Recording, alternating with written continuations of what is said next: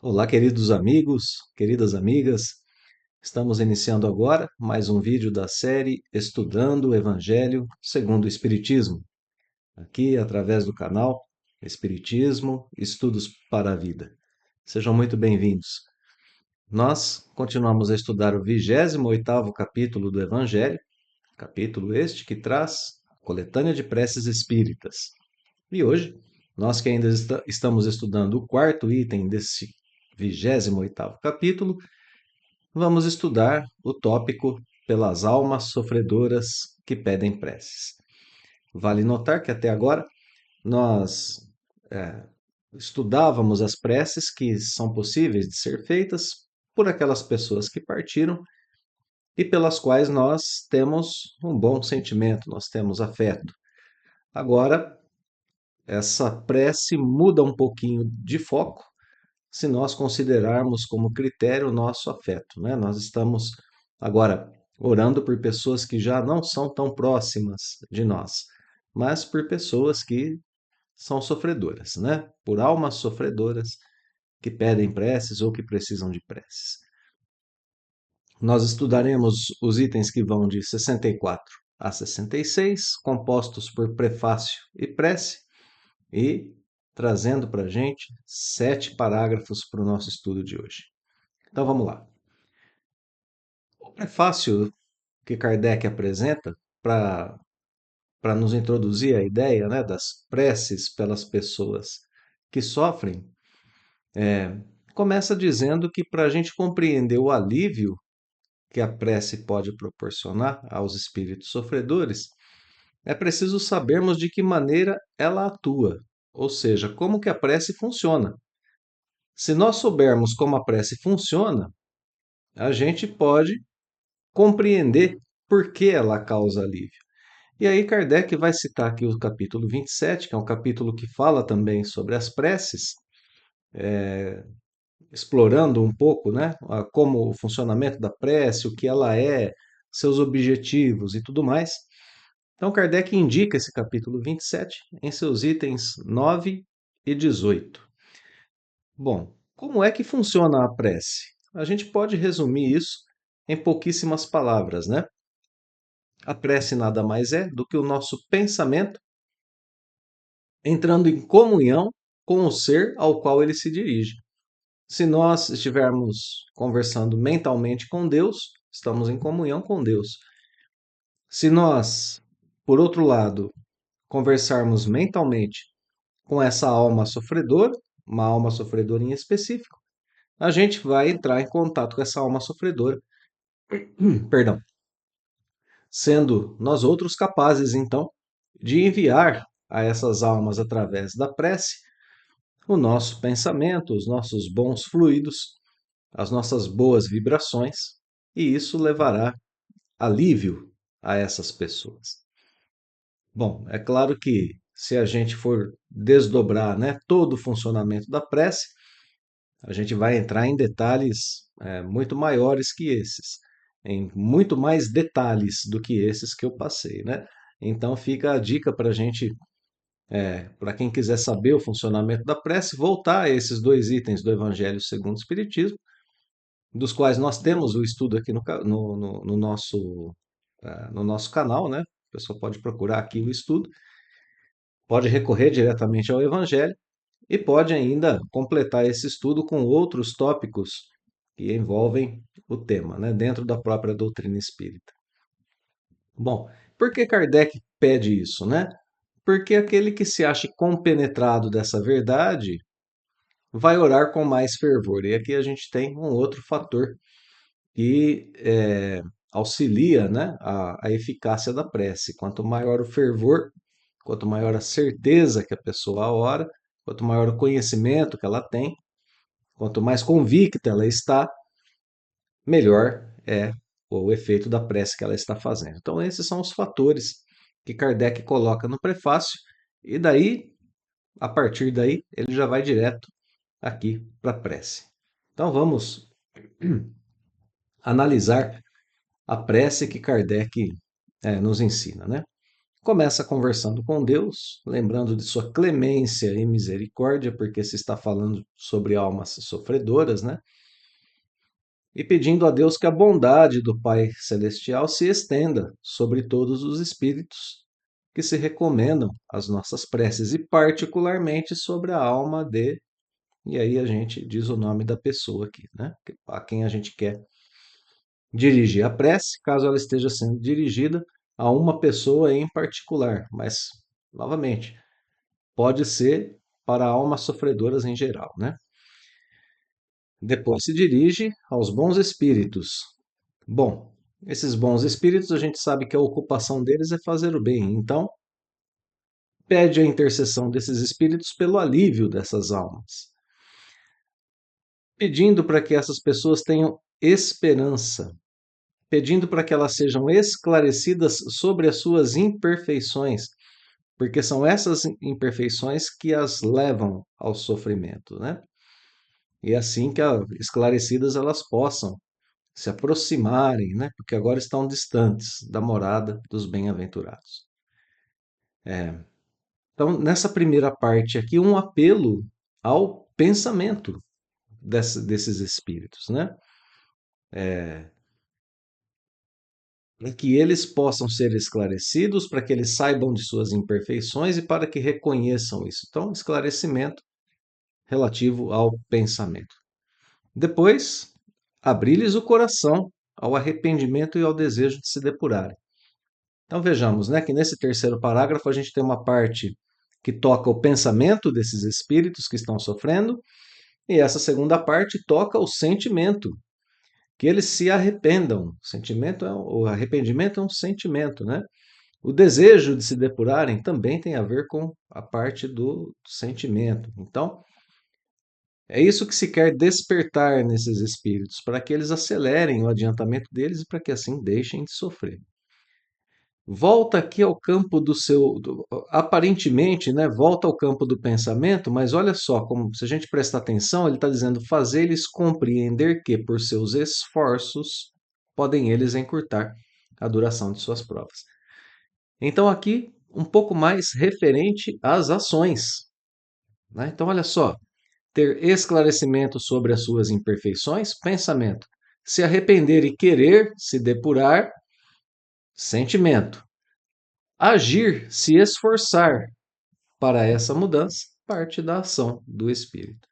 Então, aqui dentro de um parágrafo só, a gente tem uma oração que se dirige a todas as faculdades essenciais do espírito, para que ele seja tratado em seu pensamento, em seu sentimento e na sua ação, né? São as faculdades essenciais de todo o espírito. E repetindo, né, esse parágrafo se dirige ao tratamento dessas faculdades.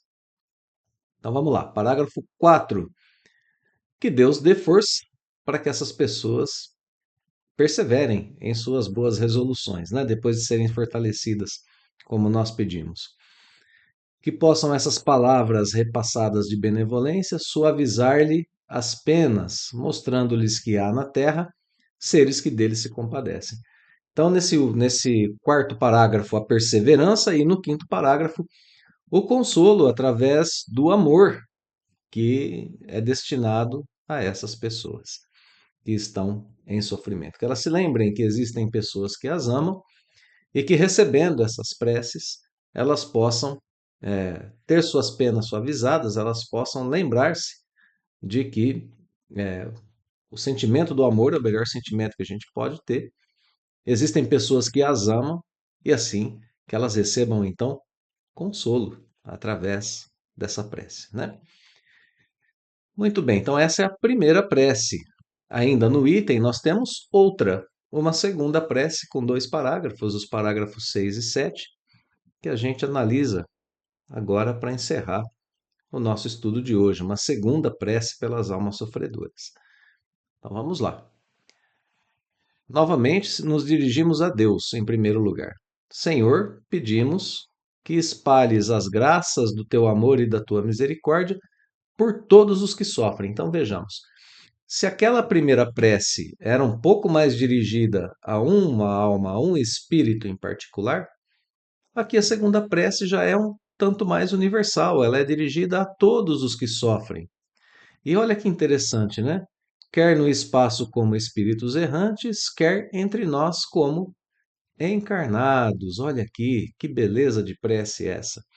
Porque aqui nós não estamos mais especificando nem se o espírito está no plano terrestre, no mundo corpóreo, ou se ele está no mundo extracorpóreo, não importa. Se a gente souber que é uma alma sofredora, a gente pode fazer por ela essa prece. Então pedimos a Deus piedade. Olha que interessante, né? Quando a gente faz essa prece, piedade das nossas fraquezas. Quem está fazendo a prece agora pede até mesmo por si, colocando-se na mesma posição dessas almas sofredoras no quesito fraqueza. Nós não somos espíritos perfeitos ainda, portanto, temos as nossas fraquezas relativas aos nossos pendores, referentes às nossas inclinações, aos nossos desejos impuros, enfim, nós temos aqui, né, as nossas fraquezas e pedimos, inclusive, por nós mesmos, quando estamos fazendo essa prece. Então, se pede mesmo por todos os sofredores. Olha aqui, falíveis, nos fizeste, mas dando-nos capacidade para resistir ao mal e vencê-lo.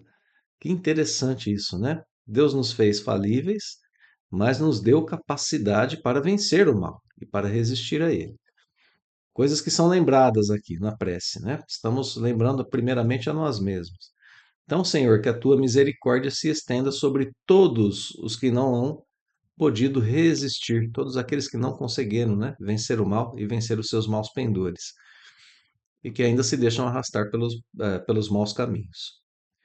Depois, agora, na sequência, a prece se volta aos bons espíritos.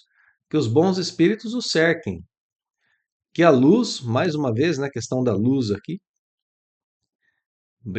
lhes brilhe aos olhos, e que, atraídos pelo calor vivificante dessa luz, eles venham prosternar-se a teus pés, humildes, arrependidos e submissos.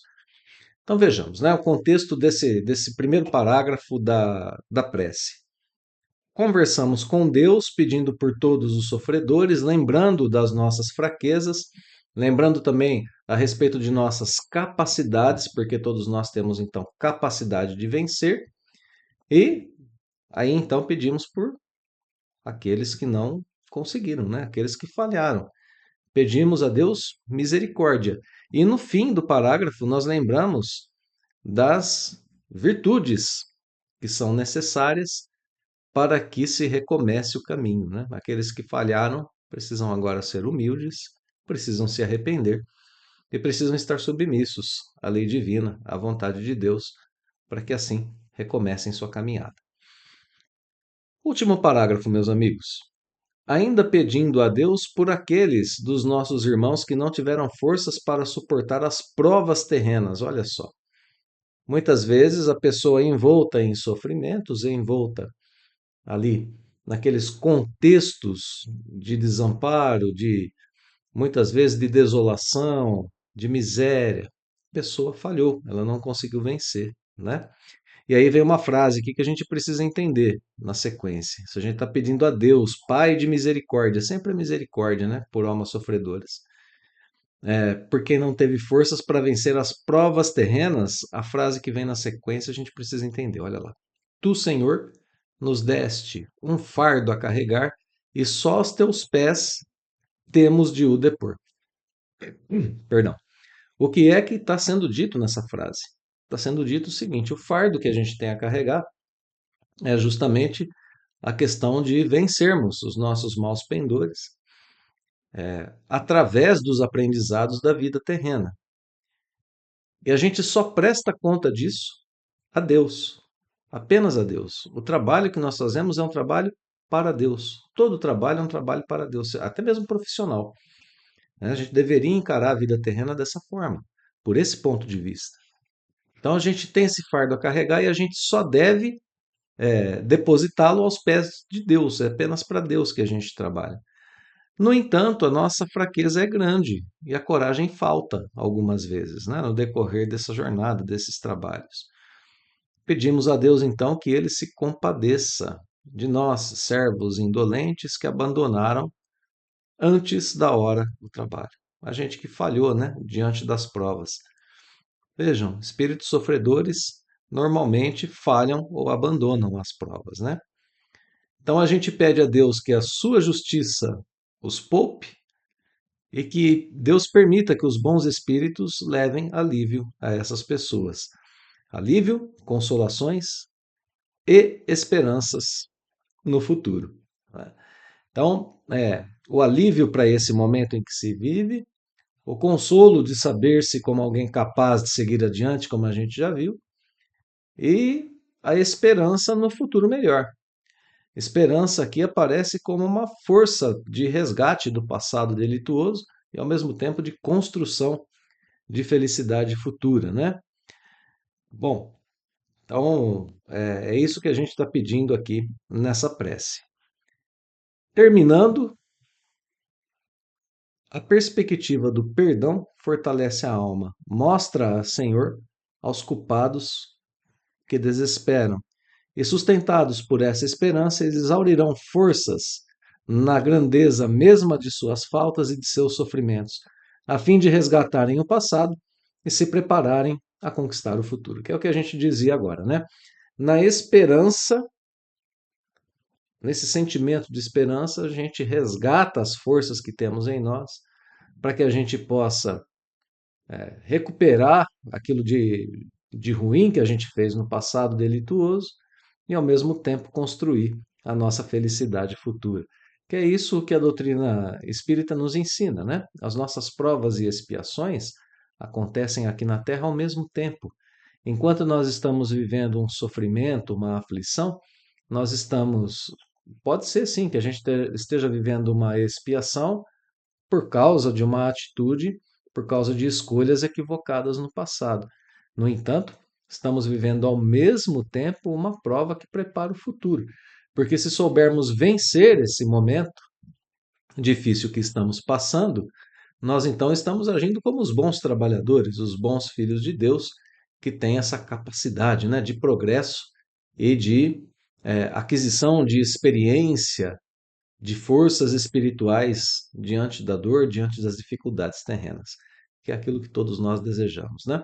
Então, a prece pelas almas sofredoras pode nos ajudar bastante com isso, trazendo alívio, trazendo consolo, trazendo consciência sobre aquilo que precisamos fazer e nos dando a reposição de forças necessárias para que a gente atravesse bem a nossa jornada terrena. Bom, amigos, espero que tenha sido útil, tenham gostado dessa prece, muito importante para nós, não é? E que nós possamos utilizá-la com frequência, ajudando a nós mesmos e as pessoas que sofrem mais do que nós. Um grande abraço a todos, obrigado pela companhia no estudo. Nós nos vemos em breve com mais um vídeo da série Estudando o Evangelho segundo o Espiritismo. Até logo mais.